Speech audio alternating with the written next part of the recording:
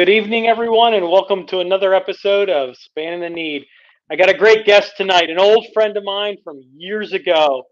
He is the owner of Two Ticks and the Dog Production and the host of his own podcast, the ProdCast, Jim Fogarty. Jim, thanks for talking with me tonight. Hey, man, thanks for inviting me. I'm psyched. No, I have to ask, and we'll get into kind of your background. We'll talk about how you actually got the name Two Ticks and the Dog. Okay. But talk about how you kind of got started and really kind of got into your own thing with what you're doing now. So I was a big movie fan as a kid. My grandparents, watched me after school while my parents were working, and used to watch a lot of old movies. And I was just always into movies. And my grandmother is a self-taught and self-trained artist, and my grandfather is an amazing storyteller. And so when I went to study at Bowling Green State University, where I got a BA in film from, I didn't know what I wanted to study other than I wanted to be a writer. I knew I was kind of into writing. And so what kind of writing? I had shadowed a journalist in high school on a career day, and he had gone from different police precincts, getting the police blotter and going to OSP and getting their reports and that kind of stuff. And it seemed like, a lot of, you're reporting, which this is back, in the 90s when reporting was reporting, now it's kind of editorialized, right? But this was just straight up reporting. I thought, I want to do something creative. I want to be able to create stuff. And so Bowling Green, along with some of the state schools that I'd visited, had a very good creative writing program. So I thought, well, that's kind of cool. And they have a journalism program and TCOM, all kind of tied in together. So that's where I chose to go to school at.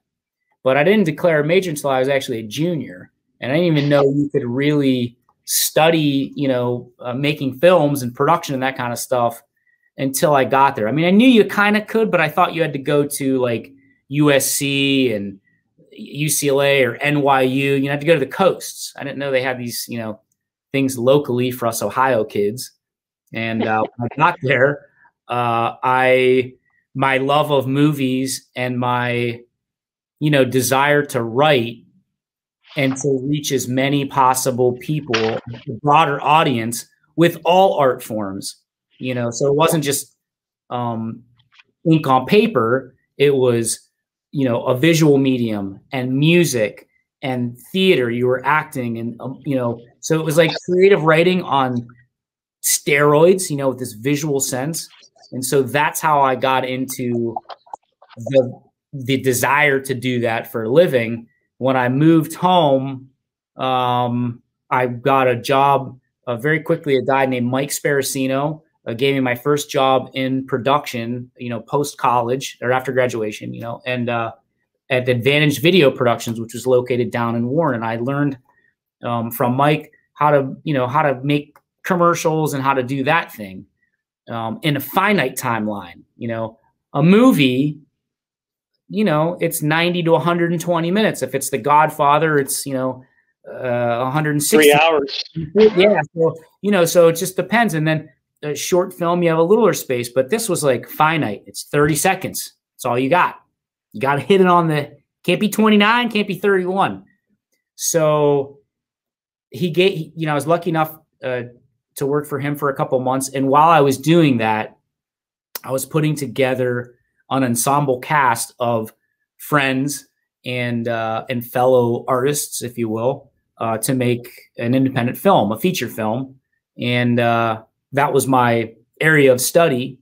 And when that film got done, we needed to travel with it. We had, we needed to go to film festivals. We had college tours. We did some stuff like that. Well, you need money for that. And I was working for Sparacino at that particular time.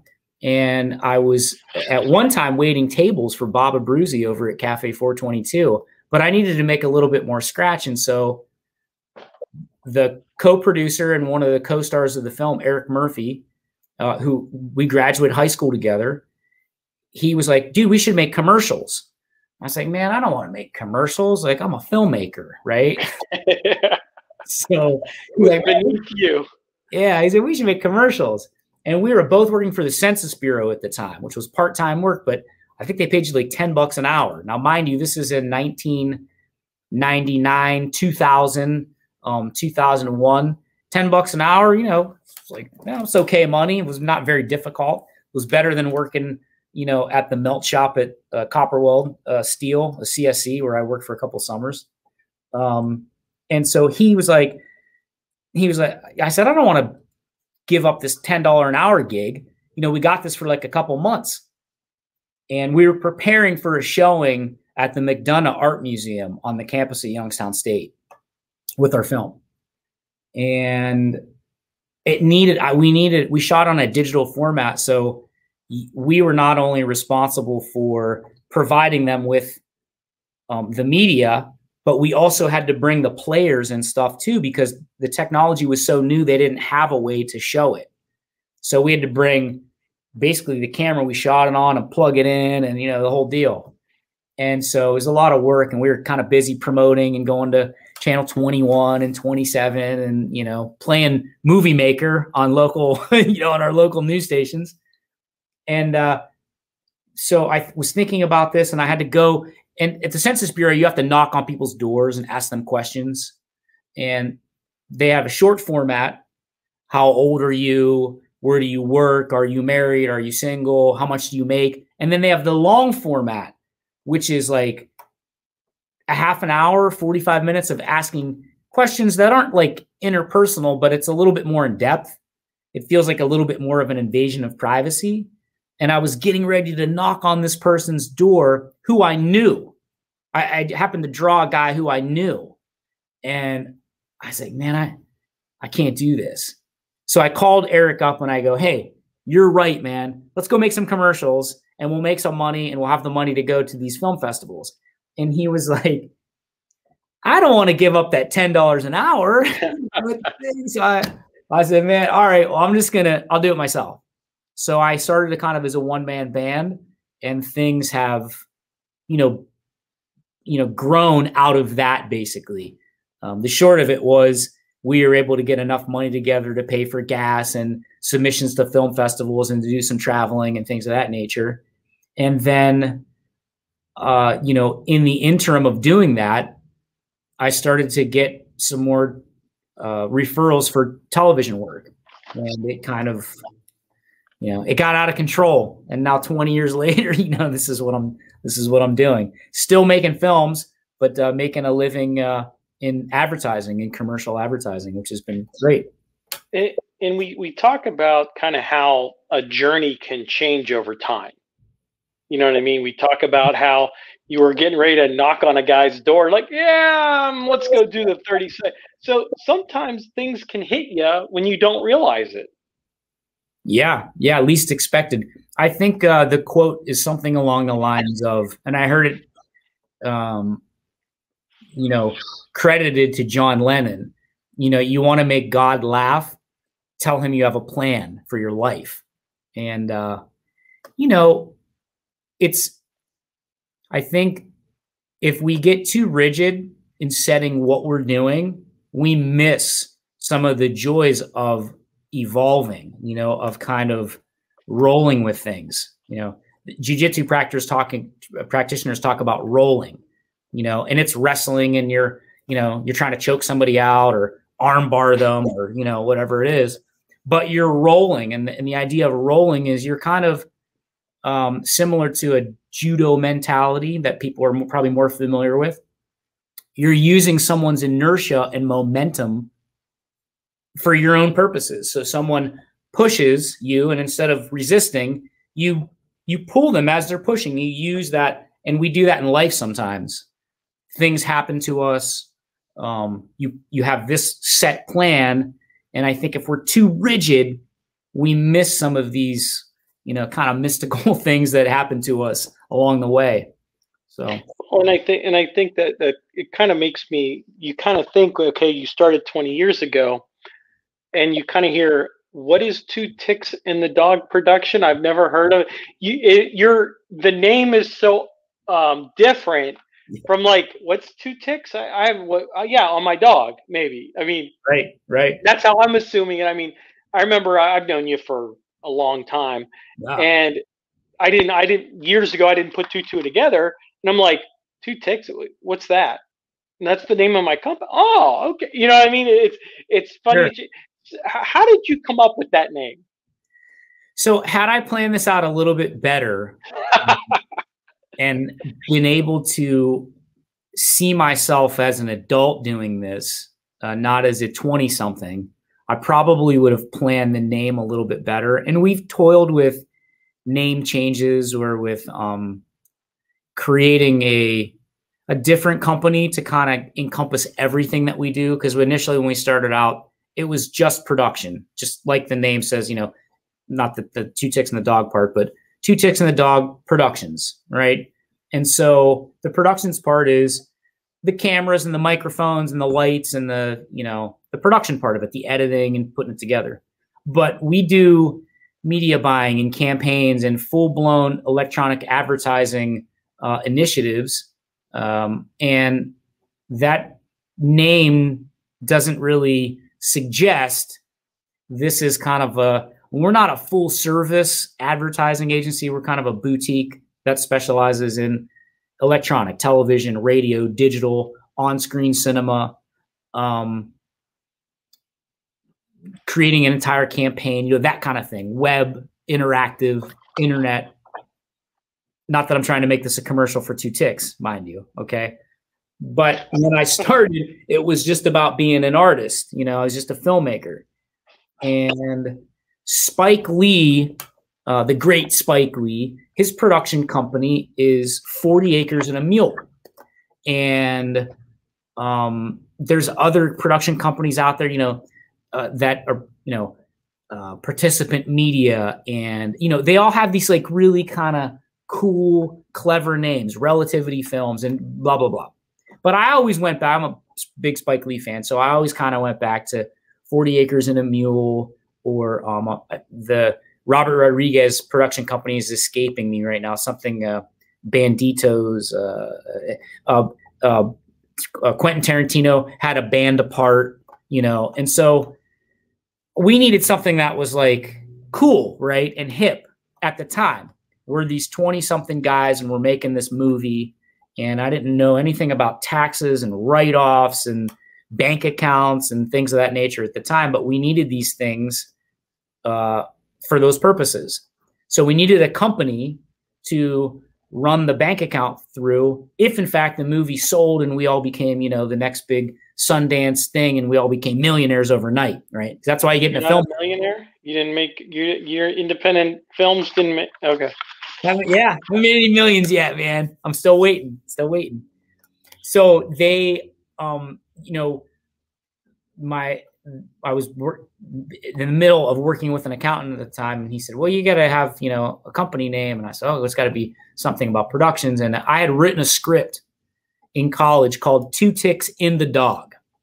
And that was the film I initially wanted to make. And I had pitched it to some production companies, and a producer, an indie producer in Akron, was interested in it. And he thought, this is kind of how Wax and Gibbous came to be, is he said, oh, we can probably raise about 50 grand and make this indie film, Two Ticks in the Dog. And Edward Burns had just finished recently Brothers McMullen prior to us working on Wax and Gibbous. And the rumor was he shot that film somewhere between, $25,000 and $50,000. I was like, man, okay, if Ed Burns can do it, well, we could do Two Ticks in the Dog the same way. But it was a really many, many locations, a lot of actors. It's dealing with a lot of, Wax and Gibbous is 20-something, but this is like a lot of 20-something, and there's a high school football game, and it's like all these real bigger set pieces, which I was not equipped and experienced at the time to do that, at 24 years old. So we pared it down and we created this film, Wax and Gibbous, but we needed a production company and a name and business cards. So Eric Murphy, who was the co-producer of Wax and Gibbous and one of the co-stars, and is a filmmaker now, and we could talk about that. He's got it, works for, does Ancient Aliens now, and did the trafficking documentary, that came out last year, and that's a fantastic thing. He was producing, we were producing Wax and Gibbous at the time, and he said, we got to get these cards made. I said, okay. He said, what do you want to call it? And I said, well, call it Two Ticks in the Dog Productions. That'll keep that fresh in my mind so that when we're done with this film and we make our millions, we can self-finance Two Ticks in the Dog, And so he goes, okay. And he goes to the printer. And, as you and your guests probably have surmised now, I run a lot of words together sometimes. I'll talk fast. When I said Two Ticks in the Dog, he heard Two Ticks and the Dog. And so we got these cards back, and they said Two Ticks and the Dog. So we just kept it. I was like, we already paid the $30 for, 500 business cards, which that was a lot of money back then. I don't want to get them reprinted. He goes, you want to get them reprinted? No. Yeah. Keep them. Because I never thought it was going to, it was just we're going to make the movie and then, we'll move on to something else. And it just stayed. And so, and it's funny to talk about, ticks and things. We've had people come to the studio and kind of, hey, how's it going? Do you guys do flea dipping here? They're not sure what exactly it is. So, yeah, it's just one of those things, because when you hear it, it's an interesting starting point. Like, hey, how did you get Two Ticks and the Dog? Well, it was actually supposed to be Two Ticks in the Dog. Yeah. Well, and I think that brings up a good thing is you're 20 years in to your run, 20 years. Now we're handling probably the most versatile pandemic that we've seen in over a century. How have you guys been dealing with it as a small business, as just a company trying to survive, or because there's not a lot going on? Businesses are not advertising or using as much media as they do, or are they moving more to the digital online advertising because people aren't out and about anymore? They're more of in-house now. So certainly I'd be lying to you if I said it has not been challenging. It's been extremely challenging. We're a small company. My creative partner, Matt Smith, lives in Brooklyn, New York. He moved there, I want to say about 9 years ago, right before my son was born. And we've adapted through technology. Matt does thing. Being in Brooklyn has been as a editor, like a finisher. We do a lot of what we call pre-cut here. We'll do rough cuts here and then send the footage to Matt to kind of finish and plug in based on the script with graphics and any kind of effects or special effects that, and so that's one component that hasn't changed. So because we were already kind of set up for that, it's made it easier. But we also have a creative director in a girl named Julie Smith from Hubbard, and she's been with me 10 years. And then some other players, integral players. One of my and we still collaborate. We just shot last month together, or maybe the month before in November. A guy named Matt Garofalo, who graduated from Kent, and he's moved because of his wife's job closer to Pittsburgh. So he was up towards Kent, which from downtown Warren is about 40 minutes, to south of Pittsburgh. So he's that's on the other side. Yeah, so he's like an hour and a half, an hour and 20 minutes away. So, that's like a 3-hour drive to and from. So I'll bring him in on jobs that are bigger, where I definitely need 2 cameras and, a second shooter or whatever it is. But a lot of the stuff, because of my initial background where I was kind of a one-man band, we've adapted in studio wise, at least to be able to 1 or 2 guys lights, camera, one guy's on sound. We're used to having 3 people in the studio setting. If we go to 2, also very, very manageable. But there's been times where we've just been 1 and it's been me and I'm running, the whole gig. And so because that's how I started as kind of a one-man band, writer, director, producer, director of photography, editor, salesman, the whole gig. I've been able to kind of evolve back into that role, but it took some time because for the last 12 years, 13 years in this space, we've had a whole team around us. And so I've been used to having my team around me who are awesome, fill in where, because some of these people, like you got to be proficient. Like I wouldn't be any good at my job if I didn't know a little bit about everything, but I'm not great at every component, right? I'm good at a couple components and those are the strengths that I, use in the job, but you find strengths in others and they fill in where you're not maybe as proficient at that particular, like editing or like whatever it is. And so I've had to get back into that mode.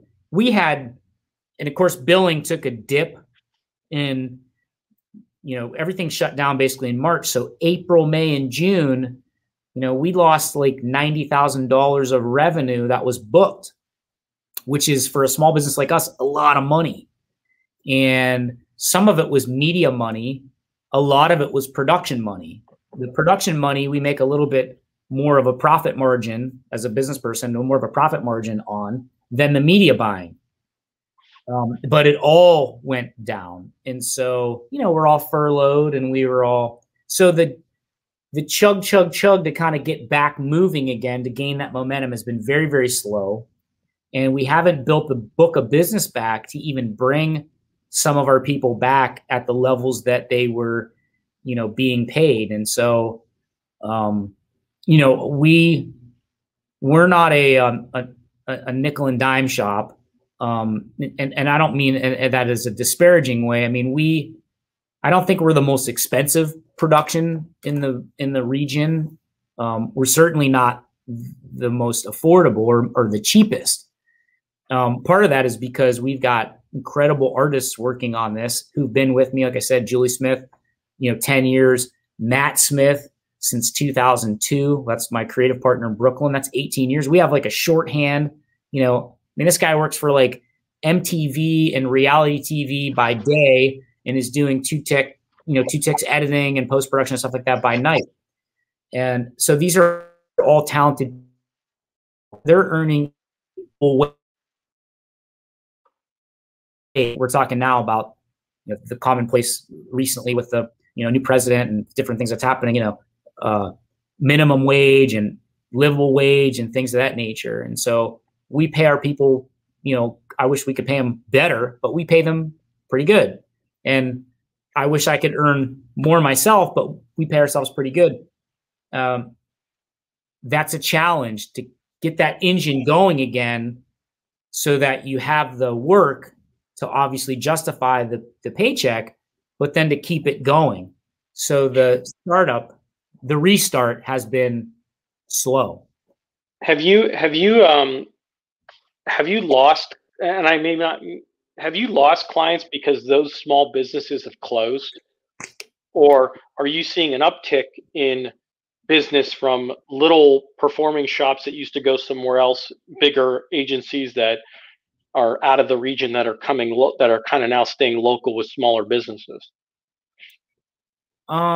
This business is a lot about not only what your deliverables are, the production that you're giving the client when it's all said and done.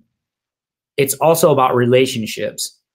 And especially when they are trusting you to be their eyes and ears and understanding of what a media buy is. So, you can look at a TV commercial and everyone goes, oh, that's good or bad. Or, everybody's a critic in that sense.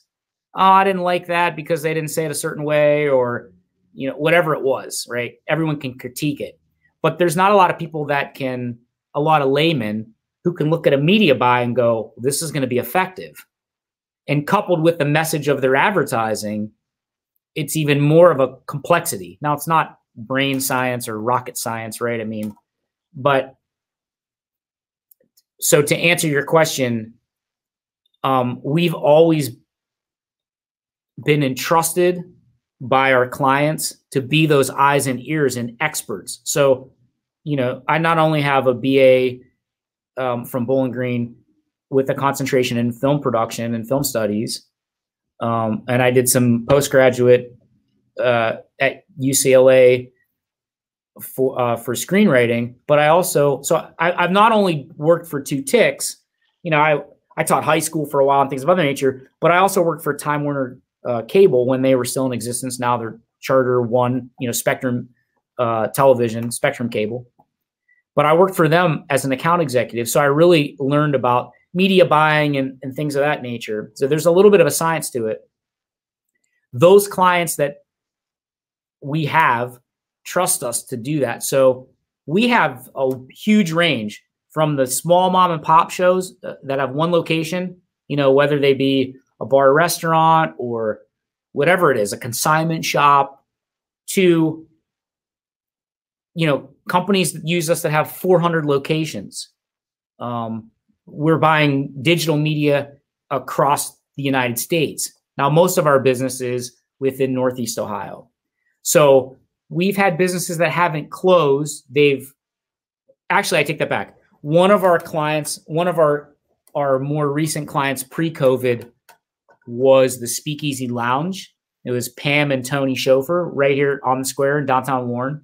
Great little place. It's now called the Underground, which is owned by now another one of our clients, Angela Price, and her partners that own Jacked now have taken over what was the Speakeasy.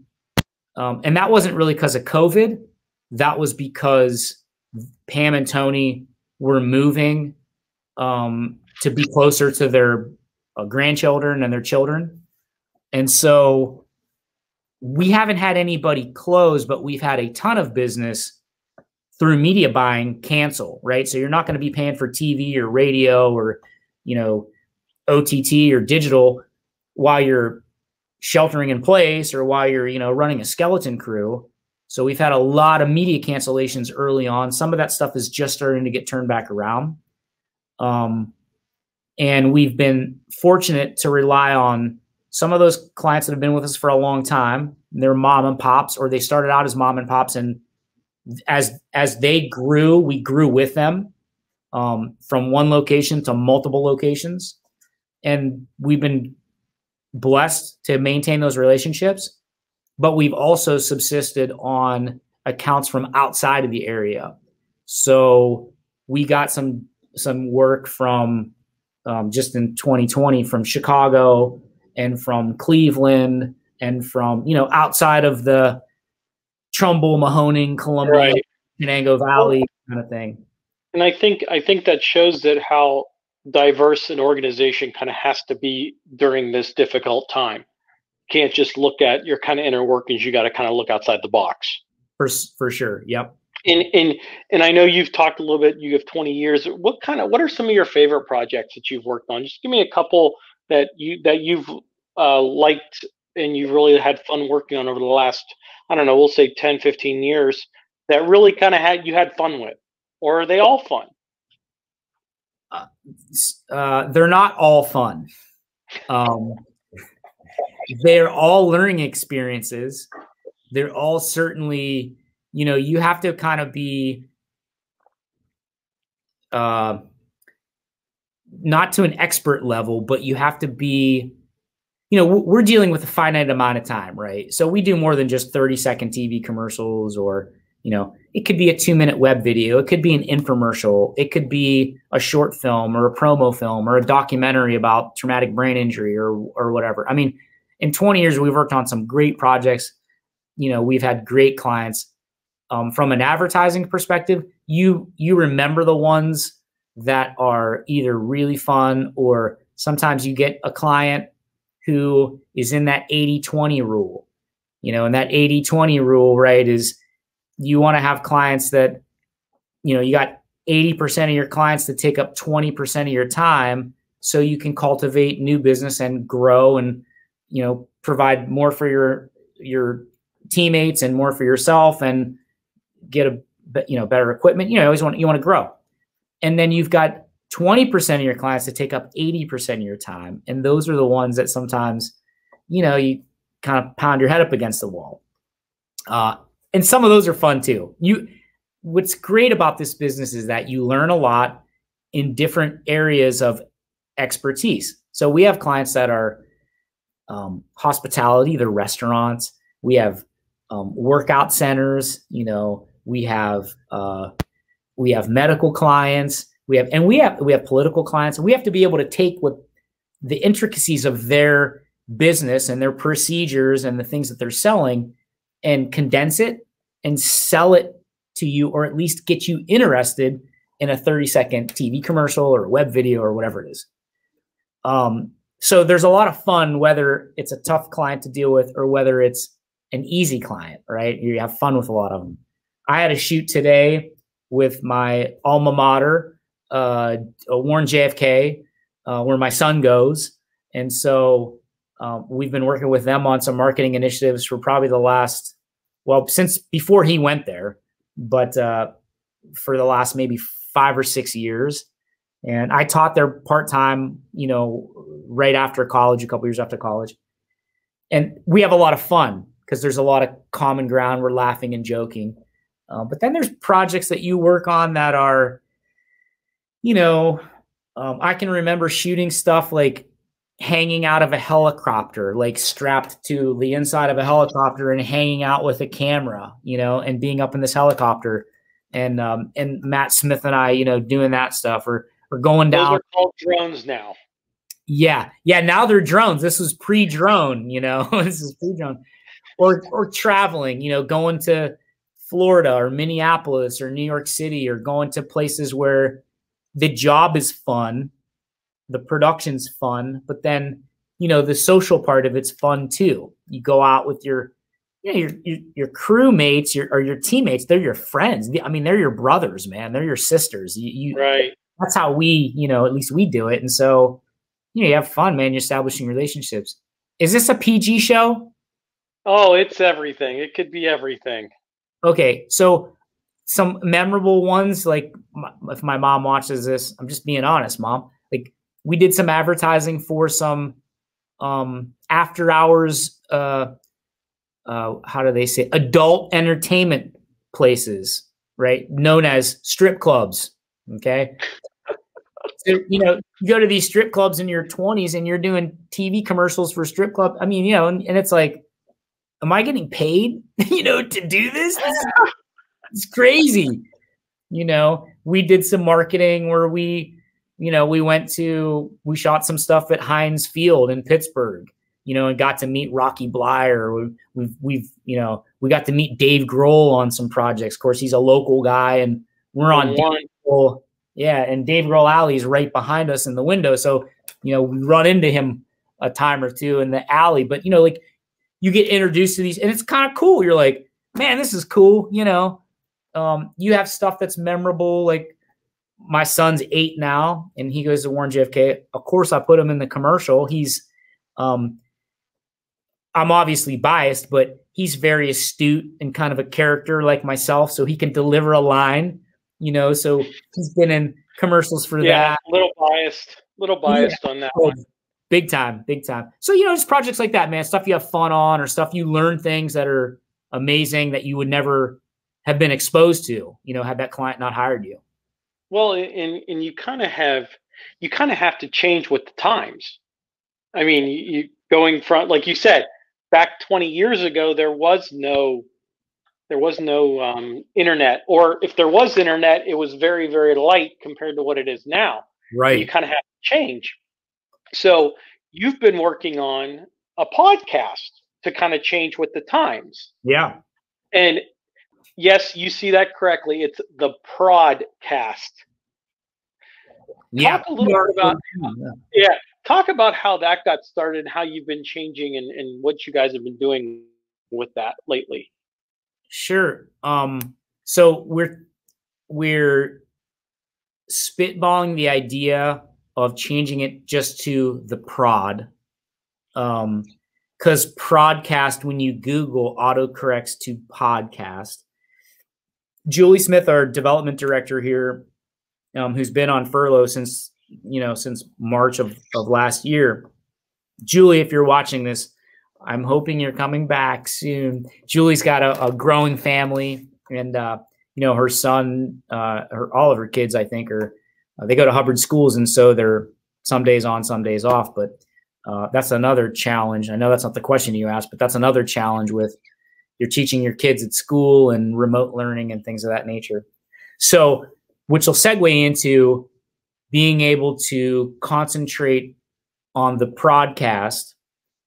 My brother-in-law, I'm late to the game. So my brother-in-law for a couple of years was like, dude, you got to start a podcast. And I go, man, I've never even listened. He was like, Joe Rogan, Joe Rogan, UFC and MMA. And big ones. Yeah, and I love his show, right? So he was the first one I really kind of listened to. Rogan and, Tim Ferriss and Bill Burr has one. I'm like slouching in my chair, so I'm like lowering the camera. Bill Burr has one, and Paul Stamets has one. Anyways, my brother-in-law was like, dude, you should do this podcast. You know all these kind of cool people. You could have them on your show and interview them, and you're entertaining and blah, blah, blah. So I was like, I don't know, man. I mean, I guess. So I listened to Rogan a couple times, and we always talk about what you're saying, like being able to adapt and evolve and kind of reinvent yourself. And my brother-in-law was correct. We come across really interesting people, whether it's, Congressman Tim Ryan or Ray Mancini or, Dr. Zarenmachen or whoever it is, Ottavio Musumeci from Station Square, we just come in contact with like really interesting characters, but we're only getting their message out like 30 seconds at a time typically. So that's not a lot of time to kind of delve deep. And that's really how you get to know people, like what we're doing right now. So I thought that part of it was interesting. And then I was talking to Julie Smith and I said, what do you think about us having a podcast? She's like, oh, that's really cool. And she said, well, what do you imagine it as? I said, well, it would be about people we come into contact with in our production life. And I'd host it and, I'd ask them questions. And similar to when you have somebody set across from you and you're doing testimonials, and you're asking them questions. We've done a lot of documentary work. So you're asking people questions and things of that nature. And she goes, I think it'd be cool. I go, man, we need a name. And she goes, well, how about ProdCast? Because it's like podcast and it's short for production. I was like, oh, I love this. Had I known the autocorrect feature with Googling ProdCast into podcast, I may have reconsidered. But I was talking with James Waters, who you brought up, and I said, what do you think? I was running the name by like people that I trust creatively. James and I went to college together and we worked together for many years. Yeah, I refereed high school basketball with him, still know him, still talk to him every once in a while. I've known him for a long time, been to tournaments with him. Yeah, he is a great guy and a wealth of knowledge when it comes to production. I mean, he's just a great human being. Recently, like yourself, got married. Congrats. James, if you're watching this, congrats. He's also the director. James just got married last year. You got married last year? He got married a couple weeks ago. I got married in 19. He just got married. Yeah, he's really in the honeymoon stage. Okay. So James, we're going to be coming after you. Don't you worry. We know what's going on. He's going to come on the ProdCast. You should have him on your show too. He's the executive director of the Canton. Canton Film Festival. So, anyways, I ran some stuff by him and others, and I said, "What do you think about this name, the ProdCast?" He goes, "Well, it kind of reminds me and sounds like a prod, like a cattle prod." And I was like, "Man, I like this idea because now it's giving me a visual. We got a cow, with a cattle prod, and you hear this, you know, if you've ever listened to episodes, we have a sound effect, you know, bzzz, and, you know, the logo is a cow kind of with a shocked look on its face and a cattle prod. And so anyways, that's how it started. It started with these ideas. And then, you know, I did some research, obviously, and I invested in the gear. And Brandon Giovanni from MDI Studios, who does websites, I contacted him and I said, hey, man, how'd you like to come on as a sponsor? I need a website built, you know, for this show. And he was like, oh, that's cool. How'd you like me to come on as a co-host? And I was like, okay. Like a fact checker, like Jamie is for Rogan. I was like, all right, cool. And so we started the show, and I thought, I'm going to do 10 episodes. I'm going to commit, you know, to 10 episodes. Him and I committed to 10 episodes. And in 10 episodes, we'll figure it out. And we'll figure out if we're any good at it and if it's something we want to continue. And so we got to the 10th episode, and we could see a progressive growth. It wasn't very fast, but it was progressive. And then we decided, all right, well, we're going to do a full season, and we'll make a season similar to like episodic television, you know, 26 episodes. 25 episodes now. Well, now they're starting to cut them down to like 16 to 20, and it's like, really? You got 8 in the fall and 8 in the spring, and then they come with 8 in the summer. That it's like, yeah, because what people may not think of is the reason why they do a lot of game shows is because when you're bringing people on, it's free to them. They're not paying actors to come on, so the sponsors are lower than they normally are. Yeah, and that's probably something people don't understand. Yeah, well, we just kind of arbitrarily picked 26 episodes, right? We're like, all right, because there's, you know, a lot of these, when these seasons get, this is back in the day, like Friends and things like that. I get 26 seasons or 26 episodes a season. So we did 26, and then, you know, we had fun doing it the first season. We had some pro bono sponsors. We had some, you know, Two Ticks and the Dog obviously is a sponsor of the ProdCast.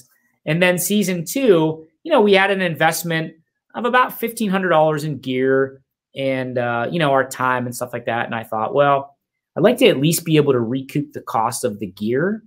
So I'm going to do sponsorship, or we actually take paid sponsorship, but we wanted to do giveaways and things of that nature. So we've been extremely blessed. So season 2, Coates Car Care, who's a long-term client of Two Ticks and the Dog, became our season 2 full season sponsor. And Station Square in Liberty, I mentioned Ottavio Musumeci, and Salvatore's Italian Grill in Howland, and they have other locations, obviously, but they all came on as sponsors too. And so we've built an audience social media-wise by doing people sign up for free giveaways, and we give away car washes, and we give away food, you know, gift certificates at Salvatore's or Station Square. And it's just been a lot of fun. And it's funny because a lot of the people who are signing up for the giveaways are friends and family, or, you know them through 6 degrees of separation. And so if you'll send them, I sent a buddy of mine, I drew his name. My son and I, like, will do a go live on Facebook, and he draws the names out of the hat as the people, you know, enter their names over the season. So he drew my buddy's name. And the other day, with Christmas, several weeks ago with Christmas, months ago with Christmas, said, hey man, thanks for sending me that stuff. And I thought, he's like, for Christmas. Like, because Christmas was like delayed. The mail was like delayed. So I go, I'm thinking in my head, I'm like, I only sent my clients Christmas cards. We're not a Christmas card family. I love getting Christmas cards, but we don't have our stuff together enough to like get a picture and mail out. So I didn't send this dude a Christmas. Hey, that's why the cell phones are so advanced. You can take a picture of your family. Yeah. Merry Christmas, right? Yeah. I go, man, I didn't send him a thing. Well, here he had signed up for one of the giveaways. We drew his name, and I go, oh man, yeah. He goes, you sent me all these gift cards. And I go, oh, it was from signing up from the ProdCast. Well, he had signed up in the beginning of the season. He had forgot that he had signed up, and I forgot I sent it to him. So it's a lot of fun. We have great guests on, and it's been a great. Who's been one of your couple fun guests that you've enjoyed having, or your best interviews? Certainly season 2. I'm a huge fight aficionado, huge boxing fan. So we had Kelly Pavlik on, former middleweight world champion, and him and I got like kind of nerdy about boxing. And, I knew Kelly prior to the interview, but it was fun to talk with him, one-on-one. We'd see each other in social settings, and, we had done some work in the studio prior to, but, it was a great interview because we got to talk about boxing, which is really cool. And obviously he's an expert in the field. So that was a fun interview. This season we had Jackie Popovic on, which was really, really cool. She's the lead singer of the Vindies. Last season we had my uncle, the late, great Frank Castellano. I love that episode for 2 reasons. It provides a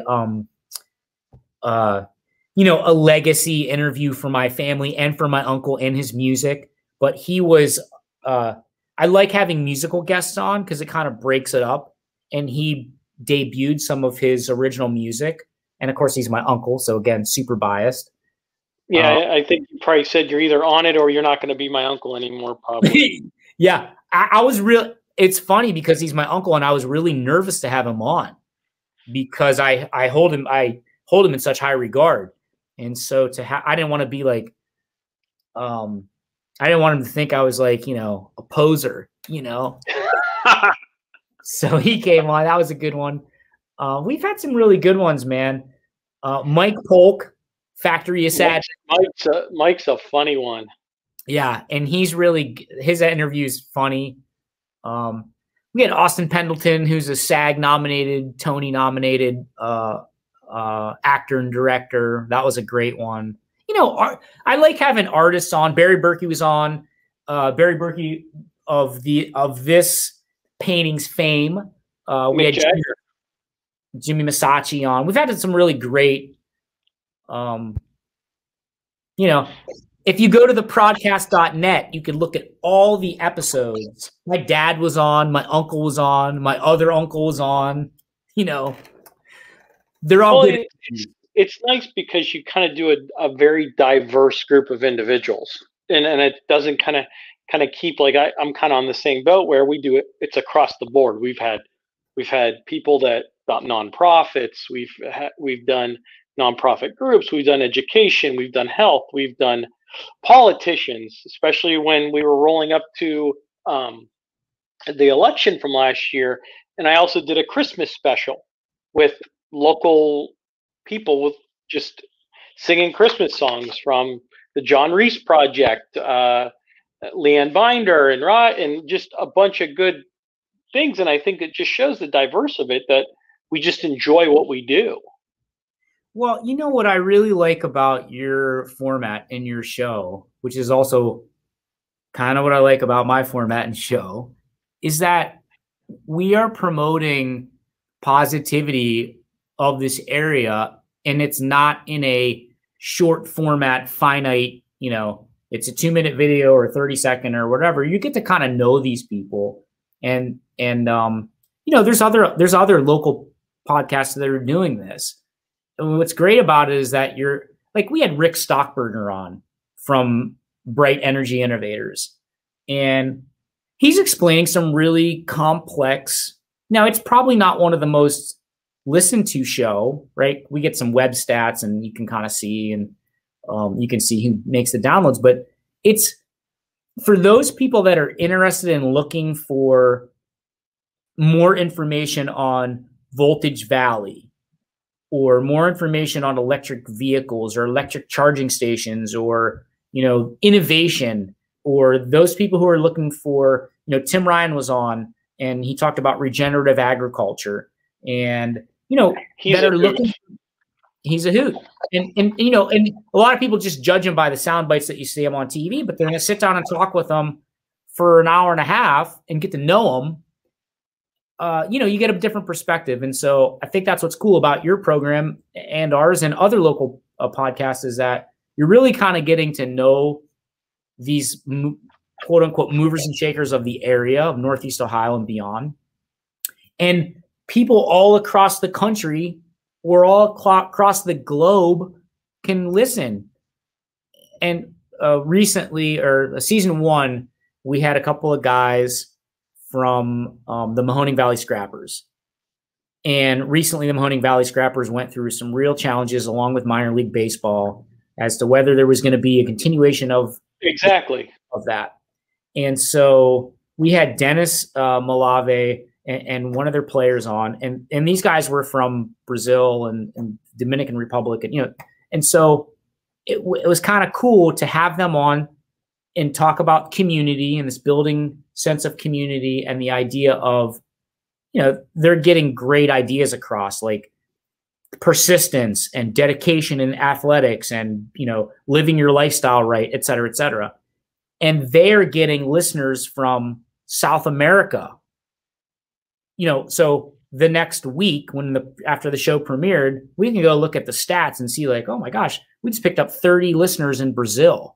We just picked up, 16 listeners in the Dominican Republic. We just picked up wherever it was. And now those listeners are not only listening to that episode, but they might be listening to the Rick Stockberger episode or, another one of these where they go, oh man, that's kind of cool. They're doing some really cool stuff in the greater Warren, Youngstown, Sharon, Northeast Ohio area, man. And that's cool. And I want to be a part of that. So I guess in bringing this up, kudos for you to do what you're doing and have this show. Because I feel like we're kind of like the messengers or the ambassadors to those outside of the area. And for others who maybe have moved away can kind of catch up on some of the cool stuff that's happening here if they're not following the local news stations that are only putting probably, 2-minute bit out about it. Well, I think that like one that was like, I've had someone from Finland who talked about they have a deal right now that they're going with NASA, European Union NASA type, and they're trying to do composite food where you don't need the normal food. So they're looking at really production in food, making it easier to produce with less resources. And this guy's a doctor, got research. It's one of the premier companies in the world right now in research and development. And they're in the process of putting this humongous food processing plant in the next 2 years, billions of dollars. And it was just interesting on what he talked about and some of the research that they're doing. And I got him all the way in Finland through a friend of mine. Yeah, see, that's awesome. I like your format of your show. Obviously, we're social distance, and I'm at my studio, and you're at your home. What are you talking about? I'm in the next room. Yeah. Hey, can you bring me some more of those cookies? Later. Yeah, I am trying to, or I'm not trying to. I'm toiling with the idea of maybe doing that in season 3. Louis B. Free from the Louis B. Free Show is a buddy of mine, and he does that a lot. He'll get authors on, and they're all over the place. I love to be in the studio right across. We're socially distanced. We're 8 feet apart from our guests. That was a change that we've had to make, evolving production-wise, either in the ProdCast or microphone placement, not on the lav, on a boom in the studio kind of thing. But I love being right across the table from somebody and having that, kind of organic commentary. But because of COVID and because of, and obviously other things, right? I mean, we're not going to, we don't have the budget to fly somebody in, and have them come to Warren, Ohio. We're going to put them up at the best. In the Warren International Airport or the Youngstown Regional International Airport. Yeah, we don't quite have that budget per episode. And so we've been kind of toiling with this idea of kind of what you're doing. And so, but right now we're a non-video show because I get to get away from having to edit and that kind of thing. And it's just audio. and we just sit across from each other. We might crack a couple of beers and just have fun. Yeah. Well, what are some? I know you guys are going into season 3 coming up, and you're finishing season 2. We just finished season 2. Yeah. Yeah. What are you looking for moving forward? What are kind of some of your plans with your ProdCast as well as your business in general? Kind of what's your goals in the next? Well, we're not. I would normally say what's your goals in the next 6 months to a year, but with pandemic, it's usually month to month. Right. Yeah. Or week to week. Yeah. Yeah. So number one is survive, right? Like, we just want to be here. You know, I'm a planner and I feel most comfortable when I have my bases covered. So on the short term with 2 ticks at a minimum, and even with myself, I've got my next 3 months of rent and all my expenses covered, both personally, Jim and Renee and Jimmy's expenses covered, and not by myself, mind you. I don't want my wife to see this and be like, "What do you mean? They think you cover all of it? I cover it too." My wife's she's a great worker. She's the accounting of the family. She's great. I married up, and so I'm blessed. But so for the next 3 months, first quarter, our personal bills are covered. My bills at 2 ticks are covered. And I did that for a couple of reasons. One, I was blessed to be able to do that. We had a great political season that saved our year at 2 ticks. I think I've never seen so much money spent in my life when I looked at final numbers. So, yeah, not only locally, but, I was just looking at final numbers. I had written an article back in, I want to say 2007 or 8, I think, for Politics Magazine, for campaigns and elections publications. And at the time, if I'm remembering my numbers correctly, Bears and Stearns did a report, and it was like $387 million spent on the presidential race. And this last race was over $1 billion. So that's two cycles later, or 3 cycles later, 2 cycles later, 3 cycles later, and an incredible amount of money. And locally, it translated the same way. So the political stuff really helped us. So we were able to kind of pay for some of it, but we're doing some upgrades here because, we're vested. We're very, very fortunate. Several years ago, Mark Marvin from Downtown Development Group. Mark Marvin is the gentleman, and Downtown Development Group is the company that bought the Robbins Theater and renovated it. They bought this building and renovated it. They've bought in some other properties and renovated them. He's been he's been a great steward for the city and in terms of Warren's redevelopment, and he's been great to us. And so we're vested here. We've been here, 13 years, a little over that, and we're doing some upgrades.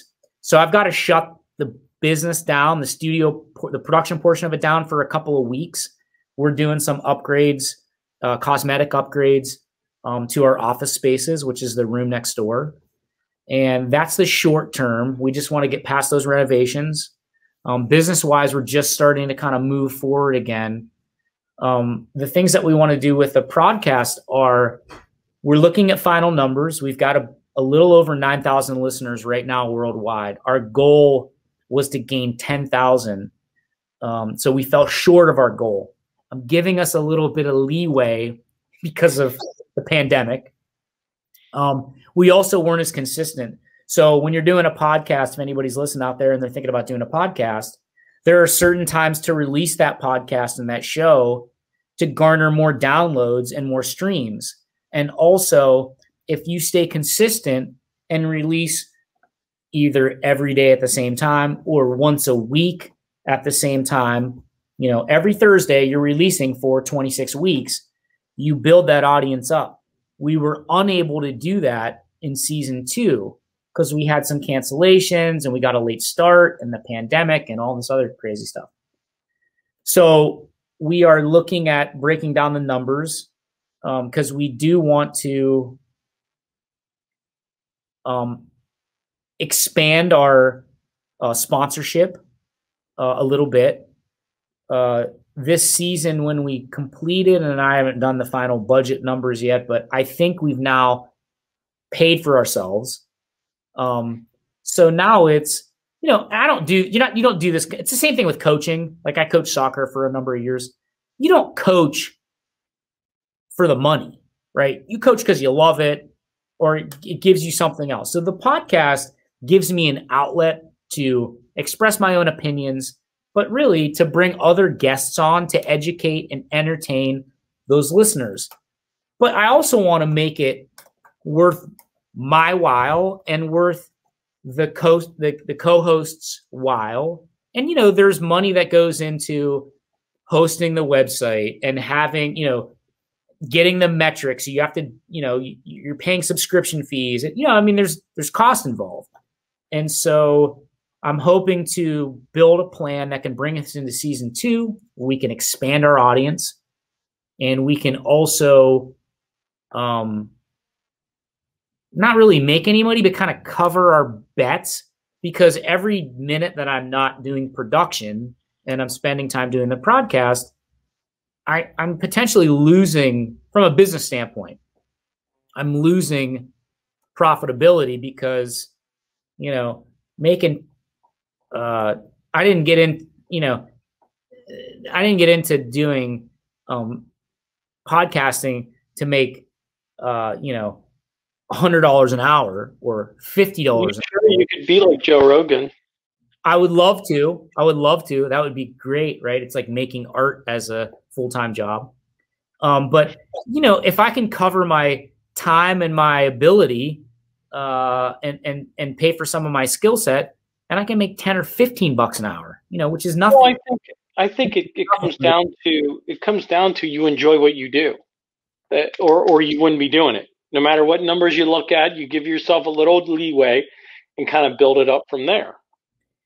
For certain, but you want to, if you're trading time and you have to take away time from where you're making, say, $50 an hour on production gigs to making zero, or it actually costing you money if you're making zero because you're giving up your time, you want to get a little in return. Plus the co-host, you want to, so we're trying to build a business model out of the ProdCast that promotes Two Ticks and promotes entertainment and education for our listeners through our guests, but also kind of like hedges our bets a little bit and covers our time.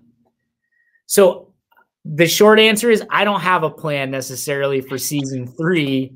I hope to get started sometime in March and release season 3 a little bit later in the season than I did the initial ones, the first 2 seasons, which we started in February season 1 and I think April of season 2, and build a library, because you have guests, it's like same thing. Like, hey man, can you do the show on Tuesday? No, I can't do Tuesday, but I can do it Thursday. Okay, cool. And you push it off a couple days, or, you want to have. You rather kind of just stay on pace or do what kind of record that type of thing and kind of go with it.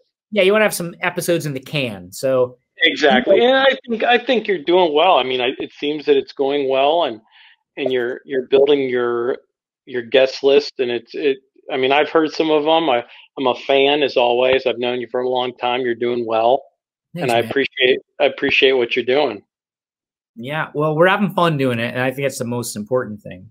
Somebody said, if you're having fun doing what you do for a living and you're making a living at it, it's like not working a day in your life. And that's kind of how my life is. My wife sometimes, who worked extremely hard, and she has a whole different, I always kid her and say I work in the fantasy world. She is a social worker, and she deals with like serious issues, life and death issues. And that's taxing, and she works extremely hard. Man, sometimes I don't get down here till noon, and I don't come home till 8 o'clock. It's like the Elks hours, right? Tony and I used to swim at the Elks, and I used to work there. And you know, you didn't go to work till 11 o'clock. The pool opened at 11:30. The pool opened at noon. You had everything cleaned up at 11:30, and you'd work till 8. Same kind of thing. Some days you're working 6 a.m. We go swimming, and we'd be home at right before it got dark. Yeah. Ride our bikes right down to right where we were, and those were the good old days. That one person likes to say, like, those were the good old days where we had no responsibilities. Zero. The best. Still, maybe the best job I ever had. Being a lifeguard at the Elks. Yeah. Oh yeah. Yeah. Definitely some work ethic and environment started at the Elks. Yeah. She looks at me sometimes and she goes, "Are you just going to work now?" And I might have been working on the computer ahead of time or whatever. And I go, "Yeah." She calls this like the playground. Like, "Oh, you're going to the playpen?" You know, the playpen. Because, you know, I'm surrounded by like toys, lights, and cameras and cool art. And, you know, she's dealing with like life and death stuff. So I've been blessed and it's been fun. I can imagine what she goes through. I served on the Mahoning County Children's Services Board for about 8 years. Right. So I know what those social workers go through. I've been on calls in the past years ago during my training there. They work hard. And if someone second guess them, they have probably one of the very most challenging jobs out there. Yes. Other than like police and firefighters, because they're the ones making the decisions. It's something that it would be very hard for me to even think about. Yeah. Yeah, certainly. Well, Jim, I loved having you come on. It's always a pleasure to see you. You're doing well. I appreciate what you're doing and everything like that. Well, I appreciate you having me on. Thanks for having me on. And we'll have to have you on season 3 so we can cross promote Live with Anthony Spano. Oh, boy. Well, I appreciate that. I'd be honored to come on. Be great, man. Well, now since we're kind of done with the fun part, now we really get into the fun part. At the end of each interview, we like to ask 5 questions to all of our guests. They're all the same questions. Okay. Your answer, there's no wrong answer or right answer. It could be personal or professional. Okay. So you sure you don't want to start drinking now? I'm going to start drinking now. Yeah. Go ahead. So over the years, what's been your best accomplishment? Personal or professional? Only need one. Marrying my wife and starting a family and having a son has been amazing. Okay. There's nothing wrong with that. To get some points for your wife. There ain't nothing wrong with that, buddy. No doubt, right? What's your best memory? Oh, my best memory. Swimming at the Elks? No. You know, can I pass and come back to that question at the end? We'll pass. Yeah. What's your best experience? Personally or professionally? Either one. When my wife was getting ready to give birth to our son, which my dad always used to say, my parents split up when I was young, and my dad would always say, you know, the best day of my life was the day you were born. And I would be like, okay, Dad, like, you know, that's, of course you're going to say that to your son, you know. When you're thinking like, oh, I'm 15 years old. Why are you saying that to me? And then when you get older, you're like, oh yeah, now I kind of. Well, yeah, at 15, you're like, is he placating me? Like, okay, yeah, the best. What do you want from me? But I finally understood it when my son was born. So one of the best moments of my life, and maybe this could probably fit into that previous question, one of the best memories I have is the day that my wife gave birth to my son, James, named after my father. I was named after his father. And we were in the delivery room singing Bob Marley songs, like in a very relaxed environment. And here come this new life into our world. And it was incredible. So that's maybe covers both. Great memory, great moment. I don't know what the question was, but that's one of hanging with my wife, man, and singing Bob Marley before my son was born. Well, maybe my wife will be pregnant. Ask me when I come on your show. Honeymoon stage, man. So, who would be your role model? My role model. I've been really fortunate to have some great role models in my life, both male and female. From a professional standpoint, you know, I love Steven Spielberg, and I love those, like, you know, Akira Kurosawa and Scorsese and like these filmmaker role models. But that's more from a professional standpoint. My role models in my life were always, I think, what if they're doing it right, should be the answer. My grandfather, my mother's father, I didn't know my father's father.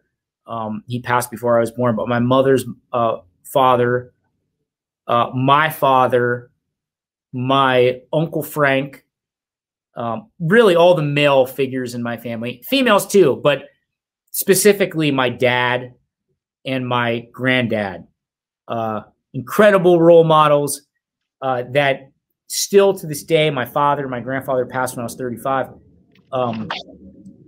you know, instill work ethic in you, instill all these things that you need to have to succeed, but also instill heart, because part of it is it's not just be a hard worker and be persistent and don't take no for an answer and kick ass kind of thing. It's be compassionate and be a steward of your environment and, you know, leave a legacy of goodwill and good vibes and good thoughts. And so my dad and my grandfather were really encompass that. And my Uncle Frank Castellano. Yeah. Okay. Nothing wrong with that. If there was one person you'd want to interview, anyone, it could be someone from history or someone now, who would it be? Jesus. Okay. Nothing wrong with that. Nothing wrong with that. I'll take Jesus. This may be your same answer. If there was one person you'd want to meet, past or present, not interview, but just meet, past or present, who would it be? Actually, probably my grandfather, James Francis Fogarty, who was a infantryman, a specialized infantry man, was on the, I don't know what exactly it was called, the Panther destroyers. He was a tank. He trained with these tank guys in World War II. And then he became like a specialized infantryman where he got all this specialized training, and they went into into Germany. He got into Normandy. They stayed at Erwin Rommel. Rommel was a tank general in North Africa. Erwin Rommel, he matched wits with General George Patton in World War II. And I never knew him. So I would love to sit and just pick his brain for a couple hours. And then, like a good Irishman, I'm Irish and Italian. I'm more Italian than Irish. I would love to sit and have a few beers with James Francis Fogarty, who I'm named after, James Fogarty. And I think that would be kind of cool because I never got to meet him. He passed about almost a year before I was born. I think that'd be cool. Nothing wrong with that. See, weren't those hard-hitting questions? Got to make you think on my podcast every once in a while. Yeah, I like that. I like that you have this repetition of those are the same questions you ask of everybody. It's kind of cool. Yeah, but I appreciate it, Jim. Thanks for joining me. I know you're busy, and I want that Mick Jagger picture in the background. How do I get my hands on that? Okay, so this Mick Jagger is it's a painting on wood that is this painting is a Barry Berkey original, okay, and it's going to be at the Just for Kicks auction, which is a Warren JFK, warrenjfk.com, my alma mater. This will be on auction and display in mid-March for their Just for Kicks. It's obviously a nonprofit, and it's a I want to say it's probably square. It's probably a 36 by 36. It's a resin piece. It's actually covered in resin, so this will last forever. And I think our wife ordered a picture that big for our wedding to hang on our house. Yeah, which is yeah. So this is like a centerpiece photo or centerpiece painting. You'd really like. This is like cool for like a man cave. I have a lot of Barry Berkey originals in the studio here, and one he just came and picked up the other day. It was the Hong Kong, or what we call Wu-Tang Fooey. So it's Hong Kong Fooey, and it has the Wu-Tang symbol, many Wu-Tang symbols in the background, and that hung above ProdCast space for 2 years, and he recently sold that painting for almost $1,000, and he's shipping it to, I don't know if it's going to Kansas City or where it's going, but you can get a Barry Berkey original at the Just for Kicks auction. So yeah, there you go. WarrenJFK.com. Throw them a little loving. Jim, if someone wants to get a hold of you or wants to listen to your podcast, where do they go? So they can go to the ProdCast, ProdCast.net, and all the episodes are listed there. And there's links to our Facebook page and things of that nature. Or you can always check us out at a very antiquated and in need of update website, 2ticksandthedog.com. And it's the number 2, numerical 2, ticksandthedog.com. That's probably the best places. Or you can always check us out at Facebook. You know, I got obviously my personal Facebook page, but there's a ProdCast Facebook page, and there's a 2 Ticks page, and you know, all that good stuff. All that fun social media platforms. Yeah, Jim, I appreciate you taking time. Thank you, everyone, for watching us tonight. For more episodes of interviews, announcements, and further podcasts, go to anthonyvspano.com. Everyone have a great night, and God bless. Good night, everyone. Thanks for having me, man.